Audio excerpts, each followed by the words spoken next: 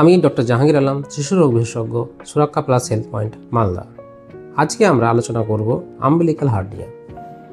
Umbilical hernia অর্থাৎ newborn বাচ্চাদের ক্ষেত্রে হার্নিয়া। এটি কেন হয়? সাধারণতভাবে অতিরিক্ত কান্নাকাটি করার ক্ষেত্রে এই আম্বিলিকাল হার্নিয়া দেখতে পাওয়া যায়। সাধারণতভাবে লো বার্থ ওয়েট প্রিটার্ম বাচ্চাদের এই হার্নিয়া দেখা যায়। এই হার্নিয়া নিয়ে মা বাবা অনেক চিন্তিত থাকেন, কিন্তু এর কোনো চিন্তার কোনো কারণ নেই। চিকিৎসা কি? এই হার্নিয়ার কোনো চিকিৎসার প্রয়োজনীয়তা থাকে না।